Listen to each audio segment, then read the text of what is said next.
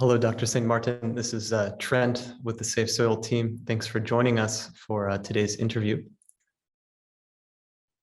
Hi, Trent, man. How are you doing? Very well, very well. I see Gaius has joined. Yeah, that's Gaius for sure. Pleasant, good day. My name is Gaius Udoxi. I am a senior lecturer of soil science and also serve as the Deputy Dean of Outreach and Internationalization of the Faculty of Food and Agriculture at the St. Augustine campus of the University of the West Indies.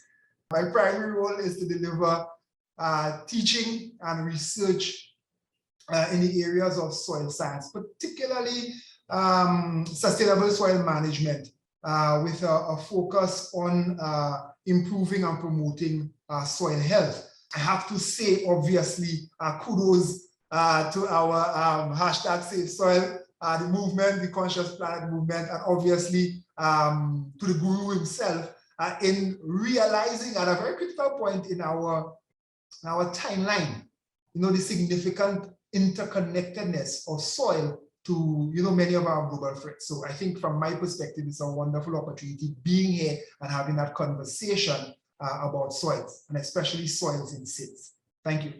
I wish to thank you for the opportunity, and also to recognize the excellent work that collectively that we are doing as it relates to soil health and the end product, what we expect to achieve from that, and keep our eyes on the ball, so to speak. So I must thank the Conscious Planet and also recognize the work that past persons would have done, the foundations that we are building on, both researchers, the developers, and the activists as well, which they definitely have the crucial role in terms of moving forward. At the same time, I also want to recognize the individual role, so that it is something that is very close to everybody there in terms of the possibility of taking action, self-action, aggregate action, etc. is still there and is still relevant as we are about to discuss some of these issues with soil. So that personal stake in it, I want to highlight that as something that is very essential, and perhaps it is something that as we continue the conversation that I would like to expound on. So with that said, my name is Chani St. Martin. I am an international specialist for water and soil management and some climate innovation at the Inter-American Institute for Cooperation on Agriculture. We are focused in 34 member states.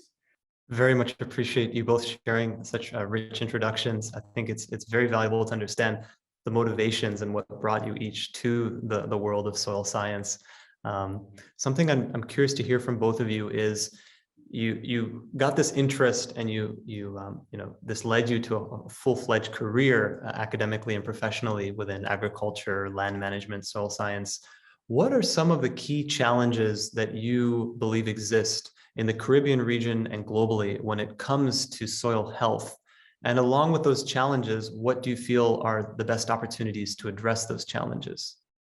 I think for me, one of the first things we have to appreciate, and probably, when you think about how you would go ahead and manage, is by understanding and assessing the current state of our resources, particularly our soil and land resources, and to try to understand the vulnerability of those resources, particularly noting that from a developmental perspective, our human race, our development is entwined on land.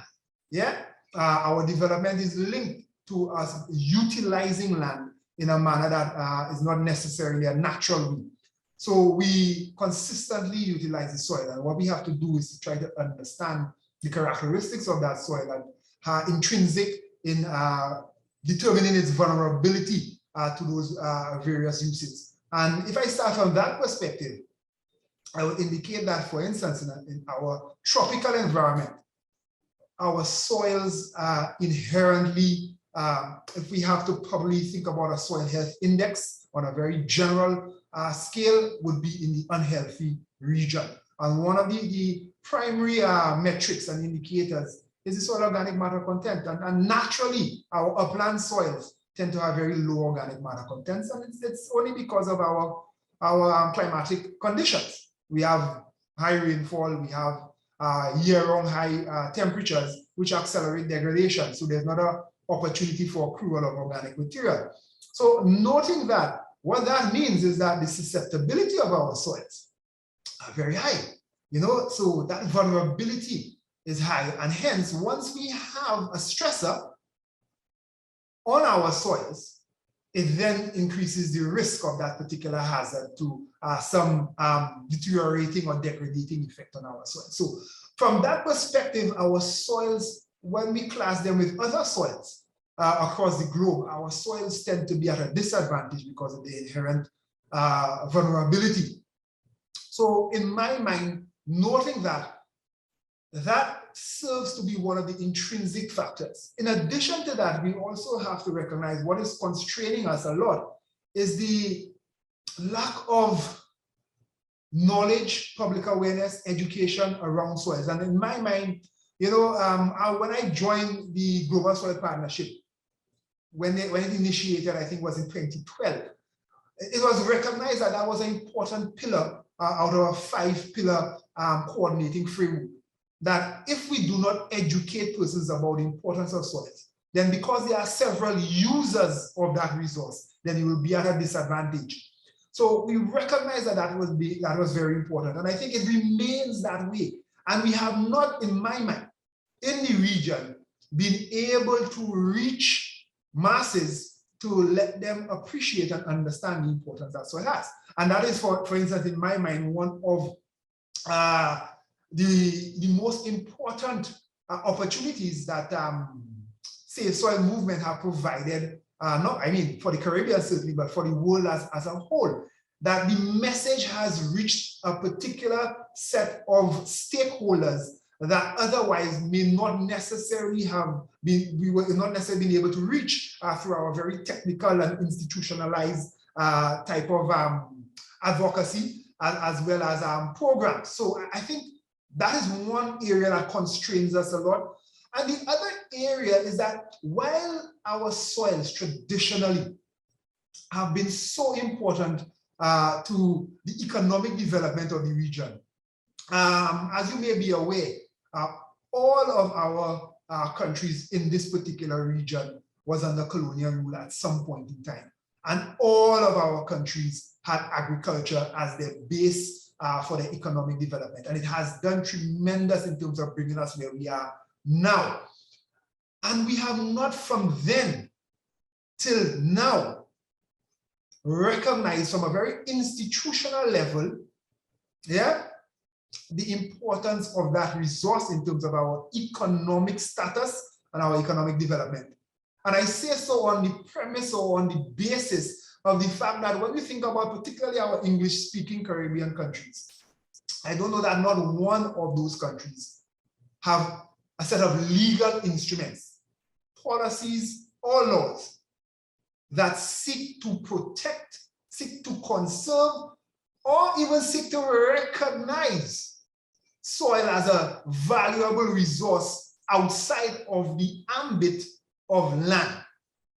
And in my mind, that speaks a lot to our current status within the region, and it speaks a lot to probably what we need to be doing in terms of moving our current appreciation and the need for conservation and sustainable management of that resource to another level. So in my mind, these are some of the critical areas that we still are struggling with and trying to ensure that we can have some action on. So I think I will leave it at that and turn over to my colleague. Yeah, thank you. Thank you. Yeah, I want to add something to that, or perhaps extend it a bit, probably surmise it a bit, and look at it from the a different lens, very related here.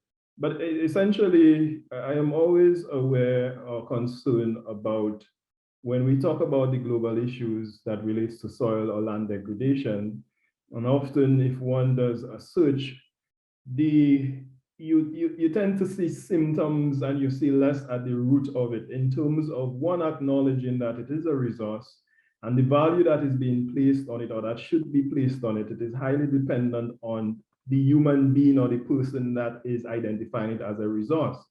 I'm saying this mainly because I think a lot of it, the problems that we are seeing, whether we classify it as erosion problems, etc., and these are two-dimensional, it starts from the simple question, how are we valuing soil? What is the value system there that we are relating to soil, that we are giving to that particular resource?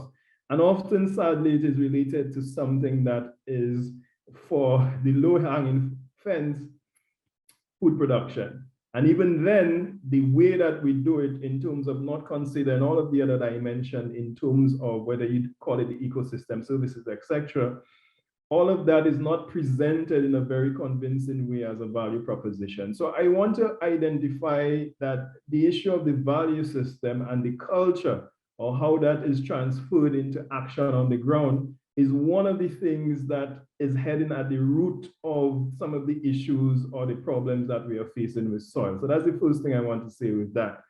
Connected to that, I think also is how do we translate that here? And I have a concern that, yes, I heard the education and the knowledge is one facet going forward, and that awareness is one going forward as well.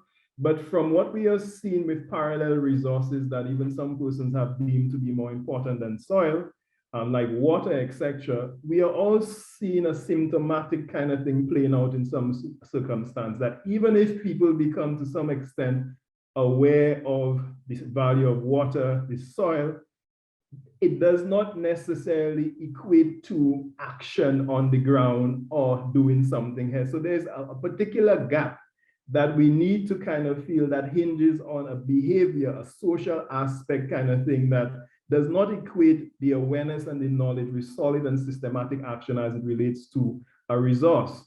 And for me, the key issue there is beyond just the data that soil could do, that the statistic that soil is degrading this, but the question becomes, how do we create that movement, that trigger, where persons internally value it, recognize the value, and are triggered and pushed to act on that value in a systematic way?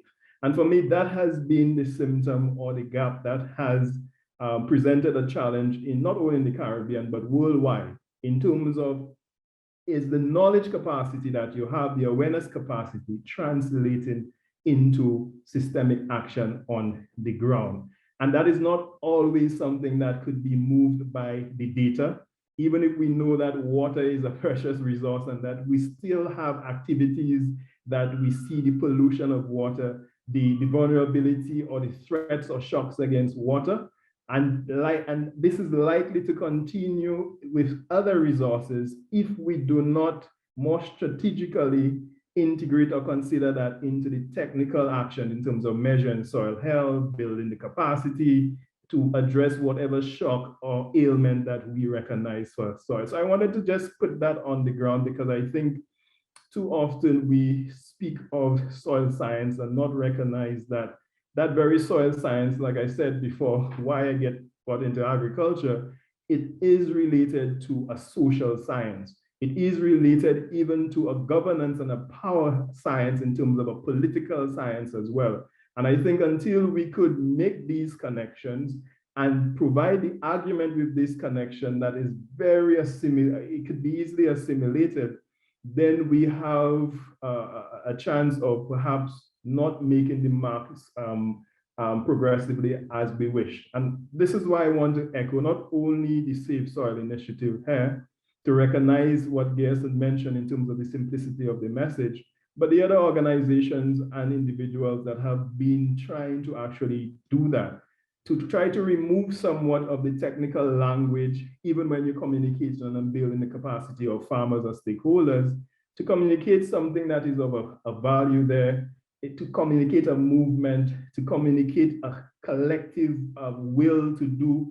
I think that that is very important. So I'm going to stop here as it relates to that point, but the other facets we could always discuss, mainly recognizing that if we want to talk about the global soil problems and also the solutions, there's a lot of material out there. It is there in terms of echoing and speaking at breadth or length as to what these problems are. For example, what Gaius was saying, or Dr. Eudoxie was saying, if you look at the problematic in the Caribbean in terms of the soil, you could summarize it by saying that if you look at the soil, we do not have the most resilient soil, meaning that the capacity of the soil to regenerate itself, to have that health where you have that, it is seriously affected by the nature of the soil, how we manage it, and also the various shocks that are there, whether it's pollution shocks, biological shocks, or climate shocks. So I'll leave that there as we go along. Thanks. Very much appreciate all the points being raised here, especially in terms of the complexity and the interrelations between soil and so many other factors, whether it's other resources like water, whether it's soil's connection to political systems, cultural systems. I am curious if you can educate our audience about what are some of the specific sustainable soil management practices that are being followed in the Caribbean region, and maybe even if there are a few countries that you'd like to call out specifically, just if you could give us a lay of the land. Thanks so very much, Trent. And I think I will leave the actually probably country specific examples to my colleague, Shani. I know he's up and down the Caribbean more than I am. But nonetheless, I think I wanted to, just before I jump into answering that question, I just wanted to reflect upon, what Chani was saying with regards to that connection. And for me, one of the ways in which we need to, or at least a starting point for making that connection, has to be at the policy level. It has to be at a level where there is some level of directive, some opportunity to mainstream soil science and soil management, soil health, and soil issues into our other critical areas that we are already addressing. Because as Charlie said, it's part of an interconnection of our resources, and the resources are not divorced from the very humans who utilize them. So I think that's one area where there is a need for us to see, at least to give us some directive pertaining to how we could start having those connections implemented. So I think, I just wanted to put that out there. That is an area that in my mind remains deficient. And as such, if we are at the leadership part of it, we are deficient, then we could only appreciate that we would not necessarily make the kind of inroads that we would like to when it comes to sustainably protecting those resources. But noting that, I have to admit that the region is a region that traditionally had recognized, even without or the significant or any significant number or any significant amount of policy or other type of instruments to protect our soil. Traditionally, the communities that utilize soil did understand its value to them, simply because they were living literally off the land. So they had a good, as Chani was mentioning, a good value system for our soils. And the practices were practices that stimulated and, for the most part, at least maintained appropriate soil health. When we started to get into our commercialization aspects to land use, particularly, and I speak mainly obviously of agriculture, because agriculture really occupies the largest land use outside of our natural land use.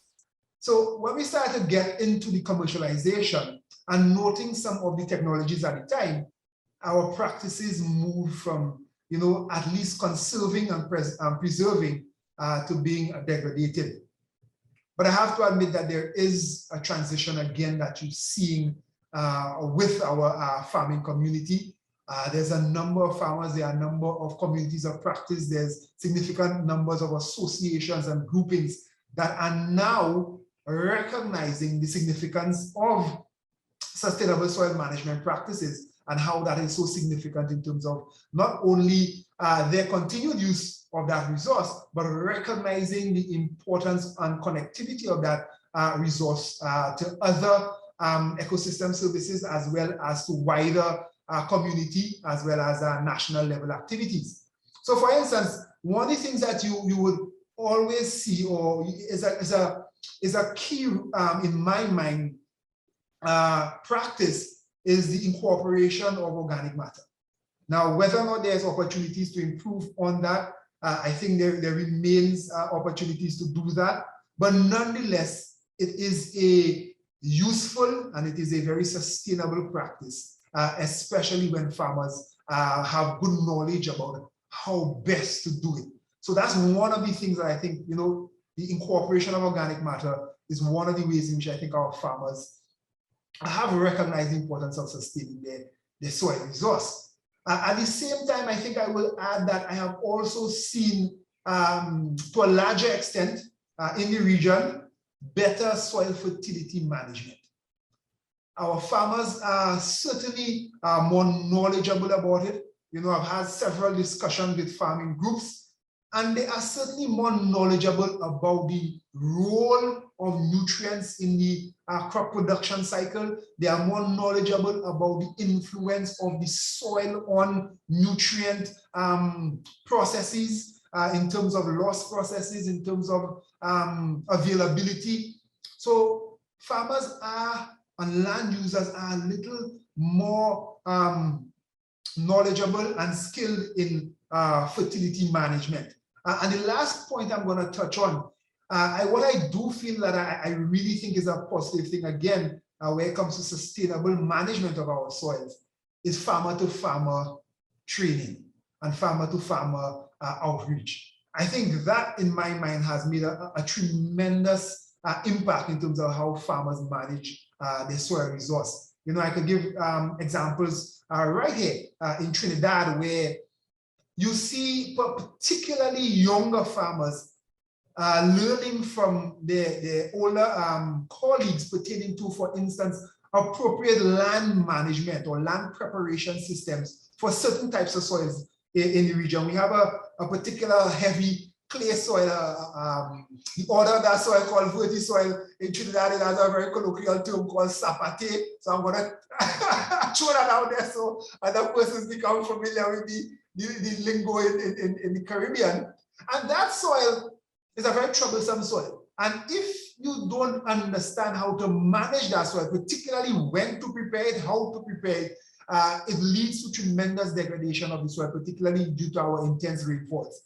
But what I have noticed is that farmers will typically ask other farmers and seek advice from other farmers pertaining to the best methods to manage those very troublesome soils. And I think that has led to an improvement in the overall, within a particular region, the overall management of those soils. So I know for a fact why we are not where we would like to be with regards to the extent and scope of sustainable soil management. There have been small steps taken that has seen an improvement in our overall management in the region.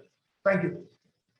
Thank you. And I wish to acknowledge that Dr. David Yasin has joined us. Welcome, Dr. Yasin. Thank you so much for making the time to be part of this conversation. You could just briefly introduce yourself in terms of your name, your designation, and the kind of work that you're doing.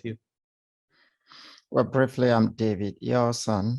I am based at the Center for Resource Management and Environmental Studies, or CEMIS, at the Cave Hill campus of the University of the West Indies in Barbados. I have background in agriculture, geographic information systems and remote sensing, and general environmental management. Currently, I have interest in food security or agri-food systems resilience and general environmental resilience in the context of environmental change. So Dr. Yasin, if you'd like to shed some light on this from your background and your work in Barbados, and then we could have Dr. St. Martin join us after. I think there are two things that are important. The first is to be aware that the persons who are managing land and soil are aware of the concepts and the terminologies we are using. Otherwise, they are doing stuff in their own way, but this action they are taking is not, being taken up in the broader system of knowledge, and that's an important admission we have to make so that we can link with them and work with them, to come to a common understanding, and they will then be able to redirect or focus exactly on what they have to do or what they are doing. The second issue is because of the poor recognition of what they are doing, or the poor connection with system concepts. It is difficult for these persons to receive appropriate support systems, because what they do not easily, come to light, and therefore are not easily recognized, and did not get the necessary support that is recognized, that is needed. But seriously, in the Caribbean, I believe that persons have an acute understanding of the fact that they live on small islands. And though they have large marine spaces, they recognize that their space is very limited, and they live on soil and land, whatever you want to call it. And so the management of the soil is central to civilization, to their livelihoods, to their very existence. And so I believe from historical perspective and post-independence, I can see Caribbean countries having taken good steps and very progressive steps at protecting land, protecting soils. Notwithstanding, once we begin to shift focus away from agriculture to other, economic sectors, we tend to neglect land management. In Barbados, on a larger scale, the country has done very well with managing land. If you take land cover, for example, almost everywhere you turn around, you see the land surface covered with some form of vegetation or some concrete that's in itself reduces the scale of erosion and soil loss. On the agricultural side, what I can say is that farmers understand the need for profit to drive agricultural production. And that means that there is the need for increased external input. However, the soil health is important. And so on their own, I have walked around farms, and I see farmers managing residues quite well. On few farms, and especially on government sugar plantations, you will see some hedgerows. You see elements of say, cuscus grass there. So hedgerows, I understand, have been introduced previously, but they have been lost. And there is effort on the ground to restore hedgerows. You can see vestiges of that on some farms. Organic amendments are also ongoing. We have had issues with sargassum in the region, I think from 2011, thereabout, huge sargassum influxes, and the entrepreneurial Caribbeans have tried to convert this into an opportunity, ecological opportunity rather than an ecological disaster. And so some folks have turned this into fertilizer, organic fertilizer that can be used, instead of mineral fertilizers that also increase the rate of salinization and in the soil. And so by increasing input of organic fertilizers, they are helping conserve the soil and increasing organic matter content. Some are directly incorporating sargassum into their soils, and that is organic matter input, which improves the one single most important factor of soil health, which is organic carbon, organic matter input. And so we've seen these activities. Some use manure on the soil. Few farmers, though, tend to leave residues on the soil because of the fear of pests, getting a haven under those residues. But otherwise, some farmers keep it. I think what needs to be encouraged is cover crops production, so that during off-season, these cover crops will then keep the soil intact. And as one of the cardinal principles of soil health, there will still be something growing on the soil. There will be some roots, and therefore soil microbes will have something to feed on, and that helps to lock in organic carbon in the soil and preserve the soil. So that's a challenge that needs to be promoted and supported. And the effort to restore hedgerows also need sufficient support at that. I believe it's important that once agriculture begins to reduce in importance in terms of contribution to GDP, we run the risk of negligence from governments. Soil, I think it's time that we recognize soil is the very foundation of our existence. And we have to protect it, secure it, not for the sake of soil or for farming, but for the sake of our very existence and survival.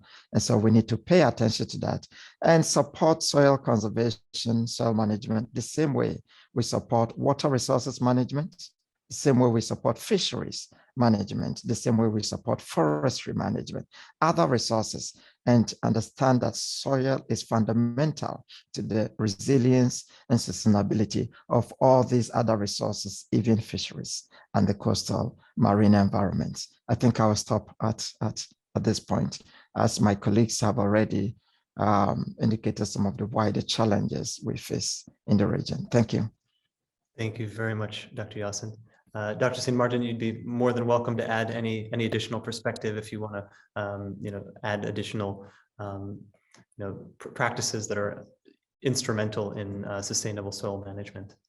Yeah, definitely. I wanted to present it from the perspective that also support what my colleagues would have said there, but also to recognize that, there has been a traditional practice and traditional information here. Some of what has been mentioned here has been there for some time. We have seen different patterns in terms of how aggressive or how widespread these are. So I can remember even growing up, the issue of incorporating organic matter, even the issue of contour on the hillsides, and all of these issues were even the issues of following your land, which was not mentioned there, but is implicit in that foundation for building up the resilience. That was part of what we would consider the traditional knowledge or information, even without a full-blown explanation as to why that was beneficial there. So I want to recognize that, mainly to emphasize the point of perhaps the traditional knowledge and the experiences that were already there by the forefathers, and also to extend it to when persons with the character and also the research experience, as Professor Ahmad, what the contribution to that in terms of the mineralogy of the soil, understanding and trying to explain these things here really came together with these traditional practices there. So that is one of the first things that I want to clearly highlight, that there have been some traditional practices. The farmers or the persons that are working the land, they are coming with a knowledge practice, an experience practice, that you are seeing various levels of it. And I'm glad to say that, mainly because in a large extent, when we think of soil here, and also whether it's institutional or personal, we try as much as possible to mimic the soil, so to speak. So for example, if you ask me from an institutional point of view, we recognize that when we're talking about the life of the soil, we are essentially talking about what are the entities in there, the organic matter, etc. We are talking about different facets, but we're essentially talking about a network and how these networks interact and what are the possible takeaways or the particular management that needs to sustain this network. And I say that because it kind of mirrors how on a global level, for example, ICA has a program now called Living Soils of the Americas, where essentially we are trying to build that network of persons there, of institutions there, to come together and say, okay, let's give that action, let's create that knowledge, that value based upon a technical premise, based upon even the issue of a resource premise, and also the issue of a political will premise there. So as much as possible, I mean, it may be simplistic, but I think for those of us that have worked in soil, as you start to appreciate aspects of soil and perhaps you reflect on it, there are lessons beyond just defined science that this here is measuring parts per million there that are very useful in terms of even informing advocacy principles or actions there. I want to also simultaneously bring that to bear in terms of, you have seen now, I've seen a rise in even a conceptual change, where before, when you talk about soils in the Caribbean, you will really talking about fertility and physical properties. That is the extent to which people really appreciated the soil and the value of soil for some time. However, now I'm seeing a great resurgence where persons are talking about the issue of the biological aspect of soil, right? And therefore, the issue of the soil health becomes a prominent feature in the discussion and also in research. Even, for example, at the University of the West Indies, you are seeing that resurgence, whether it's through compost or the soil microbial network and all of these things. The colleagues here doing some work on lime, the effect of lime, carbon sequestration. You are seeing this creeping up into not only the research, but the interest. You are now talking to farmers, and I'm seeing that throughout the Caribbean and Latin, where farmers are talking to me about effective microorganisms. They're talking to me about how do you culture that? How do you mulch? They're talking about, they're introducing me to cover crops that they found there in their yard, and they're experimenting with it. So you are seeing that. You are seeing the fallow system, you are seeing the crop rotation systems in terms of whether it is something that persons ritually had and they continued the conversation about these foundational practices in soil management. You are hearing the conversation, you are seeing evidence of the practice. And also there's an interesting relationship which I wish to just bring in for here.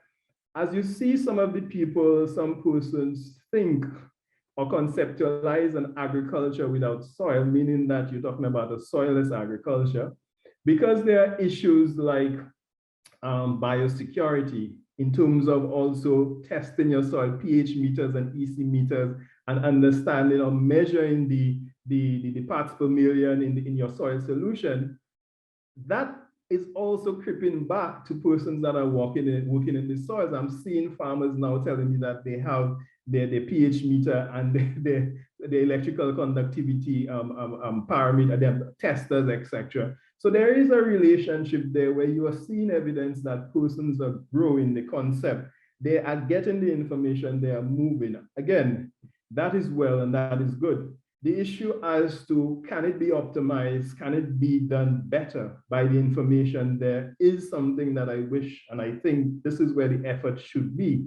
While persons are taking the initiatives and they are learning where the learning is coming from and how well they are doing it is something that we also must have on our agenda of very clear there. So we ensure that these practices, again, they are not romantic practices. You are seeing no-till system, you are seeing incorporation of organic matter, but again, it is not a romantic thing that if you input an organic matter that is not properly stable, adequately stable, or has some premise or some negative, it could possibly have a negative effect. And so that is one of the things that I think has to be mitigated or balanced in the narrative, that while we are seeing these practices, we need to communicate the understanding behind these practices so that the users do not leave thinking that it is an automatic fix, that once you apply this, whatever organic matter that you apply to the soil, whenever you apply it, will benefit you. It could actually be harmful as well. And I want us to have these kind of balance arguments or perspectives when we are citing some of these practices that the users are currently adopting. I just want to sidetrack a little bit here in terms of the issue of policy, and Dr. Eudoxie mentioned that, and I think it is very important here, particularly in terms of the advocacy. I think one of the things that we, and I wish, and I think that we are doing it, bringing up the argument here, because if I'm putting it simply, and I'm being deliberate with that, there's a pattern, a symptomatic pattern, that when you see shocks, when you get shocks, whether at a national level, you tend to see, or even perhaps if I'm a leader of a country, how it is communicated to me is that, okay, you get the shock here, it is reducing my monetary or the fiscal space. Therefore, you may have the debt ratio, particularly in the country here. The debt ratio, you have to service that debt. You have inflationary pressures. And so therefore, it will affect food prices, it will affect employment, or you have to have your eyes on that here. And so therefore, you have to act. Right. The thing about that is that similar argument, in my mind, could be brought for soils, not from the solely monetary or the GDP aspect here, but performing that kind of relationship where at the high level, whether you are a leader or whether you are being evaluated as a country, etc., that clear relationship is made in terms of why, as a country, the shocks of bad soils or degrading soils, what is that direct implication there, and how that is affecting the ability of the country or the ecosystem to go further. That's another point I wanted to just mention there quickly as we go. One of the things that I think that we have to focus on is that it is okay for example, individual actions. For example, you ask about the practices that persons are doing certain practices on the ground. But again, the scale of it and how it is actually done within an ecosystem must be considered here, because we are all neighbors. And even if I am downstream and I'm doing all the nice things, all of these practices that I mentioned here, but another person is part of the ecosystem where I am farming, then all of that may come to naught if there's not this conversation or this perspective that when we are managing soil, we are not just talking about your individual parcel. We are talking about individual parcels in a larger landscape or ecosystem based here. And so therefore, the relationship of soil or the ecosystem, the terrestrial and also the marine coastal, becomes part of that conversation. And so therefore, you are not just managing your soil for the food, etc. You are not just eating for the food, but you are eating because there's a connection, or you are maintaining that health because there's a connection to the health of the ecosystem, not just your farm. That is a tough message to sell, I must say. But I think the maturity of the conversation heading in direction is what will be grounding or stimulating for us to move to the next level, so to speak, when we talk about soil and its various elements. So I will leave it there at that here as we move forward. Thanks. Thank you very much. Continues to just be very helpful to see these different connections and also the kind of nuance that's needed to educate farmers and the public. It's not just about adopting a practice, it's about seeing it be adopted at scale, and also having the education to see the pros and cons of any practice and how to implement it correctly. Very curious to know, given the breadth of experience the three of you have, what role do universities, nonprofits, local and regional agencies have in this, in this conversation, in this effort to educate the public, raise awareness, empower farmers, and of course, advocate for policy changes? If you want to start, Dr. Eudoxie. I think from an educational perspective, particularly from at the level of a university has a very strong connection and a very strong role within society as well as an economy, especially one that is regional. So our mandate speaks to us providing education, knowledge, and skill. And I think we have to recognize that that has to be done in multiple ways. The university particularly has that responsibility of doing it in a very formalized manner, in an institutional way, such that what you have is the ability of knowledge to pass from generation to generation in a very sustainable manner.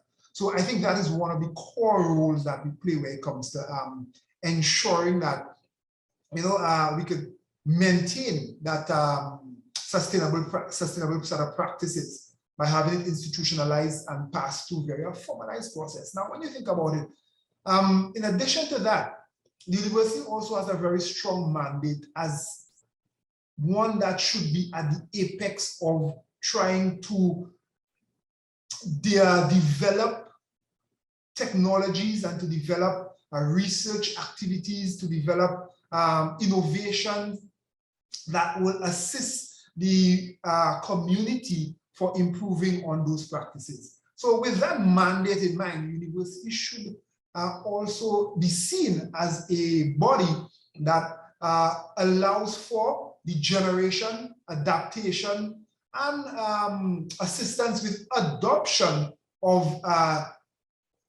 innovative technologies and cutting-edge research surrounding, obviously, soil science. So I think that's a very core role that academic institutions play. Now, when you think about the human resource capacities of academic institutions. It's a very interesting point here, because academic institutions tend to have the greatest density of experts generally within the community that they serve. So they also have a pivotal role in advocacy and in driving a particular directive with regards to a topic of interest. And in this case, we're speaking about sustainable soil management. So the institution also has to recognize that the expertise that it has, noting that that expertise may span not only with regards to soil scientists, but coming back to where my colleague Chani was heading, is not just in the soil science field, but in many connected disciplines that are relevant to that conversation, and in ensuring that those persons recognize that they have a role and responsibility to ensure that knowledge, information, awareness, and action, advocacy to drive implementation of those very same activities is very important. So I think the university has a very core role where it comes to empowering individuals through knowledge, through skill, and through education around key topics such as soil science. And we should not take that role and responsibility lightly, and the influence that we have, particularly with the fact when you think about a lot of the time, the experts also sit on very influential boards, very influential committees, where they have that platform to express and to present positions that they have validated and they know are reliable to be shared with the public. Thank you. Thank you very much. Very, very helpful perspective to have. Dr. Yasin, if you'd like to add to that. I think I will have a broad sweep here, because my colleague Ayas has given us very fine, paintbrush on the issue. And so I'm going to have a little bit of broad brush. And I would say we have to proceed or begin this analysis from a systems perspective. We can have lots of policies and regulations going on here and there, but we move from a system perspective, and we know the interlocking relationships between policymakers, decision makers, academic research institutions, civil society, and the broader society. The policymakers make policies to stimulate action.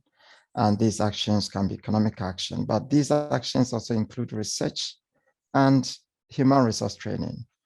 And so when academics begin to look into policy directions and national, regional priorities, and therefore begin to align their research activities and capacity building or teaching,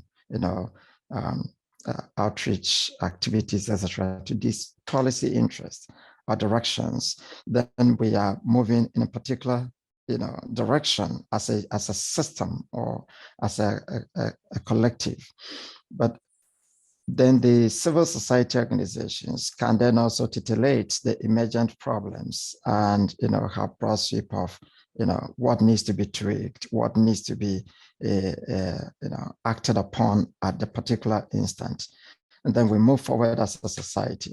And so where the national interest or regional interest is lacking, I think that's a major problem. And that is why I keep saying that we need to start from public awareness as academic institutions. I believe that soil is the very foundation of civilization and human existence, period.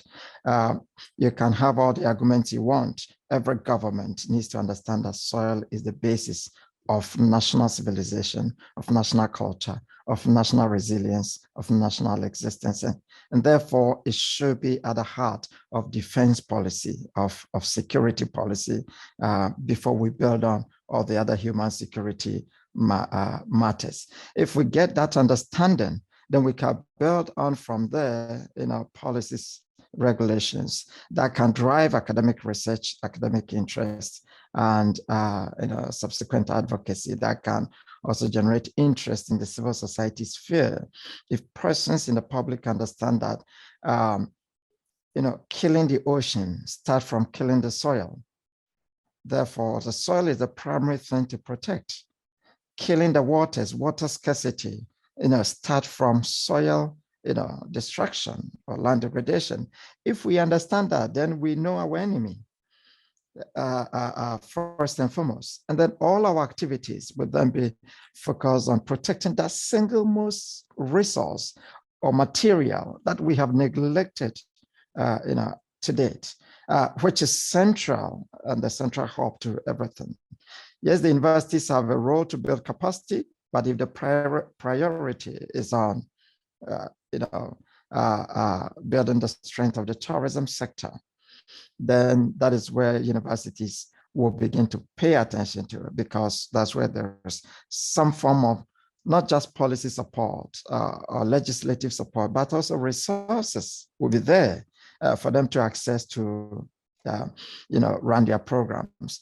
If we do not recognize the central role of soils, then we may not have sufficient soil laboratories, because you not have traction in terms of resources coming in. And we can talk as academics, but without the resources to do the research, to do the capacity building, to train the students, I can, recently I was in a course talking about fine concepts in soils, but where can we do this in reality? Yes, we can improvise and have things to do, but given the state of the world, we need to be as advanced as possible, to be at par with the world, with the recognition that that is the fundamental resource for our very existence, our very survival.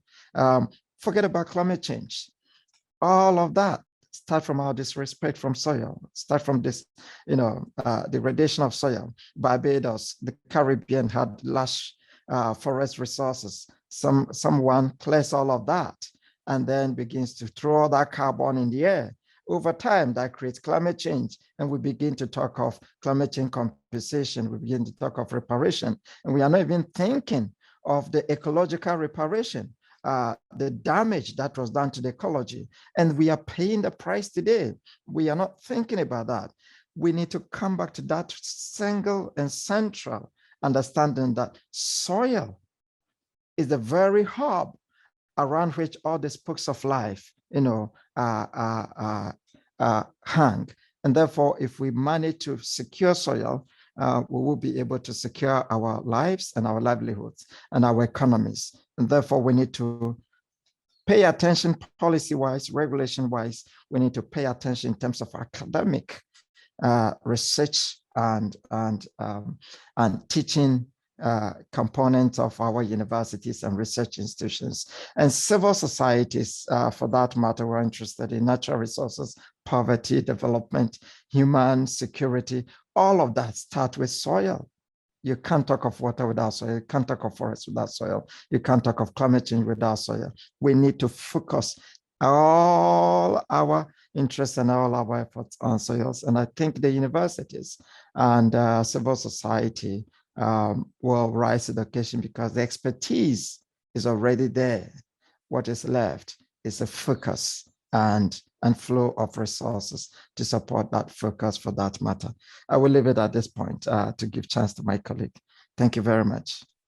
Thank you very, very much. Dr. St. Martin. I must recognize before we go into, and this is, if I may, from my years of working in soil and agriculture, just sorry about that, I'm working in soil and agriculture. One of the things that I have not yet seen, double negative here, is somebody that works on soil that is not passionate, whether it's a silent passion or a very open passion. That seems to be the constant thing that is there. And so therefore, when you add that to a personality trait like being a solution or somebody, you tend to get even that passion communicated in a very strong way, resolute and very not exclusive. And this is what I want to also bring, at least a balance or a perspective from what my colleague, Dr. Yostin, was saying, it doesn't mean that when we are positioning arguments like that, then that means that we are being exclusive or, for example, limiting the value of any other resource in that argument here, or neglecting it or saying that it does not matter. And that is a very fine point in terms of how you actually articulate this and how you want to bring that point, that pinpoint accuracy to the importance of soil. So that message that my colleague has just articulated there, it is not one that is to say it is soil or nothing, and we don't consider the other things. It is not that extreme position. It is really a logical position where, because of the network and the connectedness and us trying to operationalize where perhaps the best investment in resources should be, we are presenting that argument. So it is not an attack or a reduced value on any other discipline or any resource per se. It is just how we actually putting it together there and recognizing the importance, particularly as a potential pathway from where we are now. So I want to clarify that before we go forward. And I want to also connect to that the issue of, and I mentioned it earlier, in terms of the network and in some ways mimicking what we see in the soil and know of the soil, particularly if we are talking about life and network and all the other facets of the soils and interrelationships. And the message that my colleagues have just presented here in terms of that crucial argument or link between soil and all of the other things, again, is not to say that climate change doesn't matter, that doesn't matter, but you have heard these messages being echoed even by one of the colleagues that we are working with, one of the foremost experts on soil, Professor Ratan Lal, who is from the Carbon Management and Sequestration Center, that is also pioneering or working with us on the Living Soil Initiative, so that we could answer some of the questions or see how we could, from a system point of view, see how we could bring these networks together, not only just the civil society, but the private sector as well. How does this private sector feature in that argument, whether it is from the standpoint of natural capital, and ensuring that it becomes a natural capital that is reflected in the capital, the budgets itself, and how do they treat with that? In terms of a farmer, for example, having practices that are done in a healthy soil, or a soil that has a high value because of its healthiness, is there a possibility of leveraging that to say that you as a farmer are measuring your soil health index or whatever it may be? And I recognize that even if you are in the rural areas, that resource that you have developed there, it is of value. Can that be leveraged within a business model to benefit the farmer, to benefit the country, even as far as, and this is visionary, debt swaps, nature for the debt swaps kind of thing. So these are some of the thinking that we really want to do and we are undertaking. But I think what is crucial is the issue of, one, the system, the network, and who is playing the role and how we actually play that role and interact with each other. So one of the things I want to say here is the research part is very clear, and my colleagues have presented an excellent view and argument for that in terms of the position in there. The issue of how do you transform that research on the ground becomes an ambit or a thing of not only the university still has a role in that, but the developmental type institutions there, for example, ICA, the CARDIs, etc., other institutions that would have that mandate, that becomes another issue that we rely on the university here. We rely on them to be the stalwarts in terms of advancing the research there, so that we could try to channel the resources or develop the resources, the conversation between the different persons. So essentially the development organization serves as a bridge, a broker between different parties, research and also the civil society, which I think has a very clear role in terms of not just advocating for certain things, but being the watch houses to ensure that the interests of the persons at the grassroots, as it relates to some value that could be extracted or used from soil, it actually manifests there. So I want to put that there, position this here as a summation of what we are looking at. But in addition to that, I think I want to take it a little further here. The issue of, if all of this is happening, who is accounting for it? How do we know that we are progressing here? And if we are not accounting, what are the fail-safes that has to be or that have to be triggered so that we could reevaluate and quote unquote refix the system? I think that is the conversation that is very relevant so that we don't always come back in waves of excitement about soil and you get a you know, so you have this high point and the low point and waves again. If you keep that kind of thing here, that role, that mechanism, that system here, where the roles and the interaction of these organizations, and clearly, I want to also highlight that sometimes an individual alone is an institution. I am being very troublesome here in terms of advocating that, an individual as an institution, because we have often seen that when somebody is so immersed in it and they have been the champion, we have also seen a pattern that when the person is no longer around or they have changed, you have seen a dip in some of these movements that we hold so valuable in terms of moving forward. So unless we as an institution, whether as a society, whether as a research institution, a development organization, can somehow delink that thing where the advancement of a particular cause is heavily carried on the weight of an individual or an individual institution here, then I think that we are symptomatically in a position where we may be repeating some of the same things that we would have had before.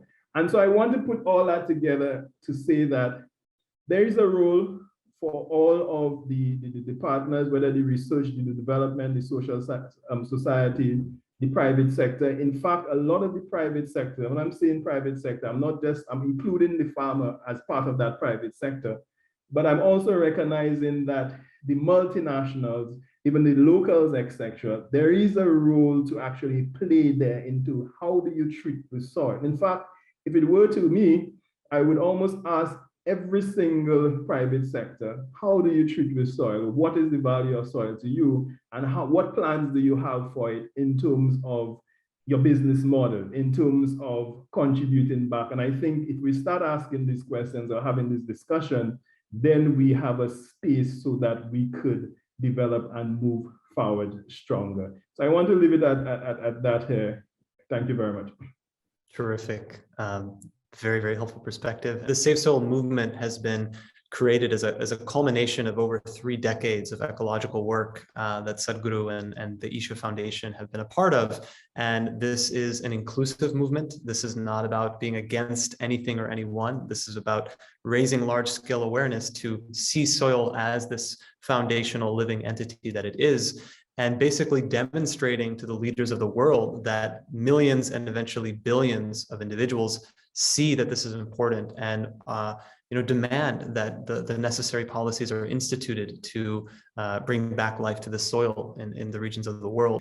So I think what I'd just like to leave us with is if you could each maybe share what you see as the importance of the Safe Soil movement and any closing thought that you'd like to share with our audience. Thank you again, Trent. And I think I want to start by recognizing the UN Decade of Ecosystem Restoration.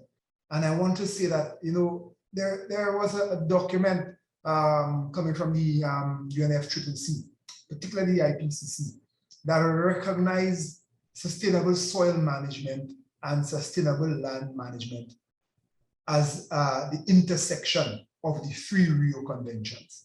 So, for me, that was pivotal in placing soil central to what the other global threats are and the role that soils play in addressing many of those global threats. So, it is really something in my mind that is instrumental. I also want to say that as we continue to advocate, we also recognizing, in my mind, and probably is in my era and my generation, at no point have I seen that level of advocacy and that level of directive towards soils. And it's coming from multiple positions.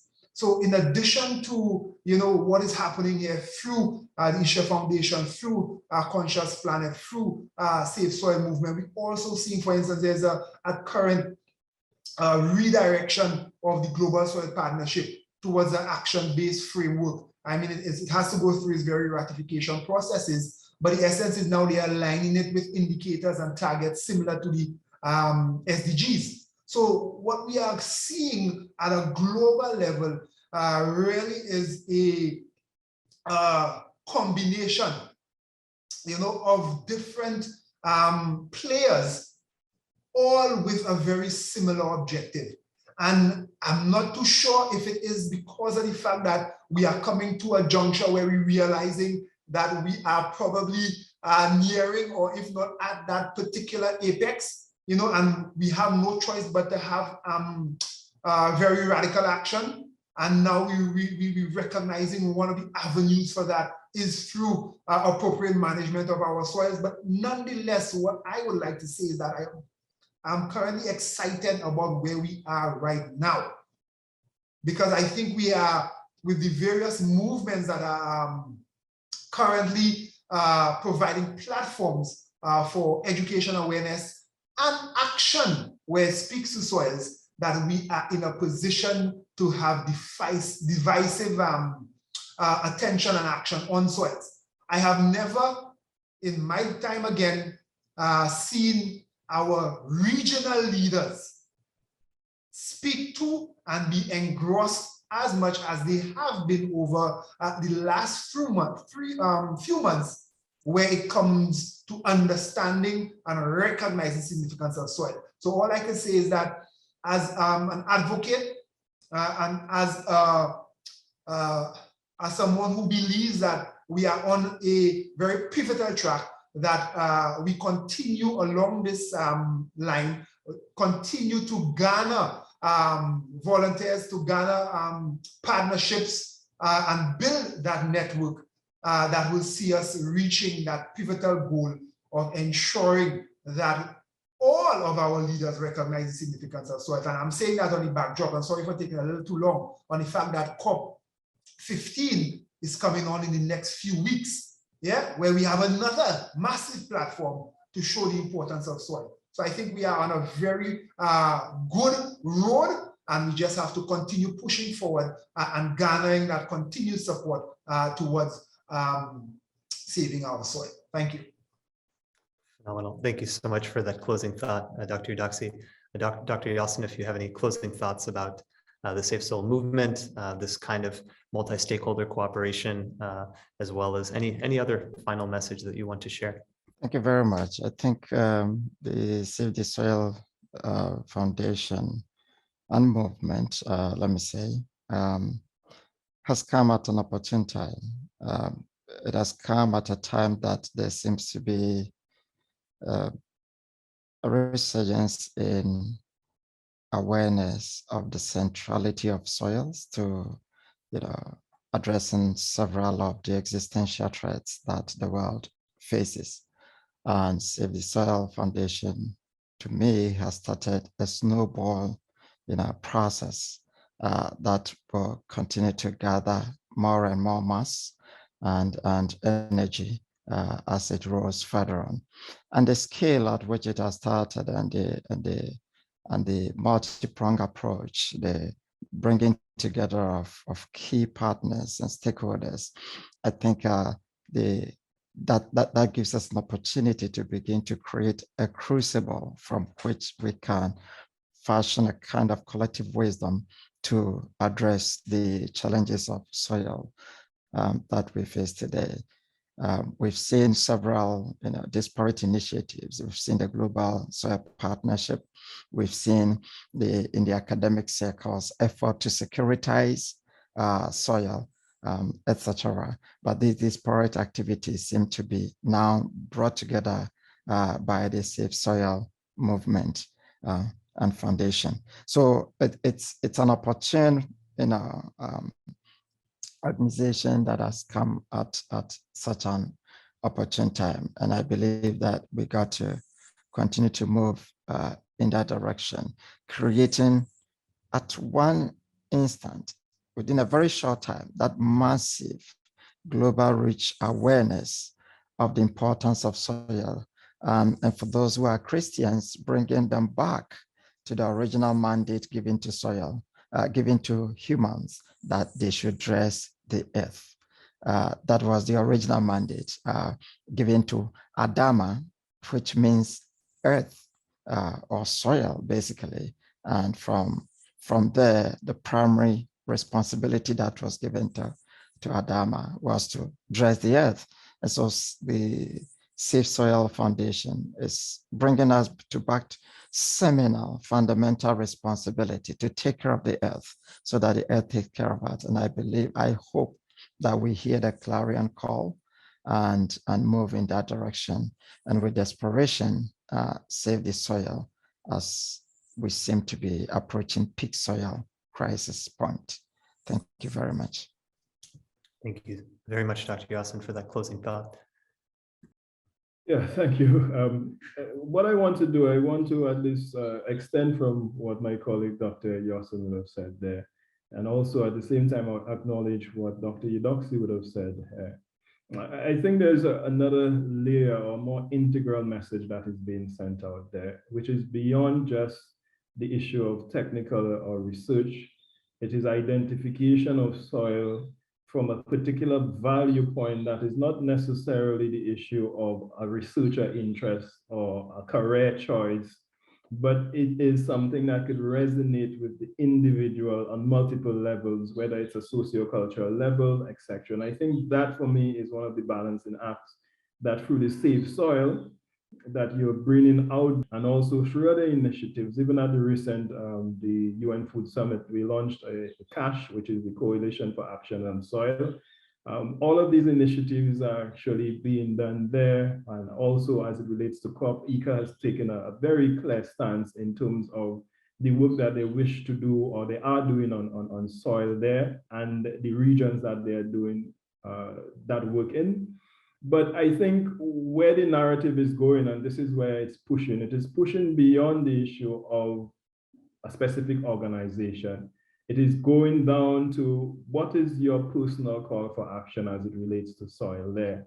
It is communicating the need for that. And I think that becomes the central point of advocacy or action, where that resonation that is potentially happening now could be canvassed or directed into a particular agitation or continued agitation that demands a collective action, or that the needle on the ground be moved as it relates to whether it is a soil health policy at a national or regional level, whether it is conservation work for soil, whether it is a simple thing as baselining the soil health in our countries there as an evidence approach to address the myriad or the pathways that we spoke of, where soil becomes or presents that centrality argument, as Dr. Yasin would have said. So I think that is the aggregated value that we are seeing, and that aggregation is not necessarily linear. This is where I'm putting on the academic hat. We are saying that if that aggregation comes in, we may get more than the aggregated value, meaning that the interaction between all of these systems and points or nodes of interest, it is going to have an exponential effect there that is beyond just a mere summation going forward. So I want to leave that with the team and the audience here, that one, you do matter, the action that you have, you are soil, I am soil, we are soil. And I want to say, because we are soil, because I am soil, then we must save soil. And I definitely want to end with that and surmise all of the technical and the conversations that we've had with that simple note, and that we are soil, I am soil, so let's save soil. Thank you. So grateful to all three of you, Dr. Eudoxie, Dr. Yasin, Dr. St. Martin. It means a lot to our team and of course to the movement to have you dedicate this time and have this conversation. So look forward to being able to edit this, as well as we take further steps to collaborate to save soil.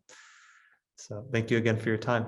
Take care, man. Thank you. Trent, thank you so very much for affording us this opportunity to speak on this platform. And we look forward to continued collaboration. Colleagues, thanks so very much for agreeing, and hope to see you all again. No problem, man. Thank you very much for having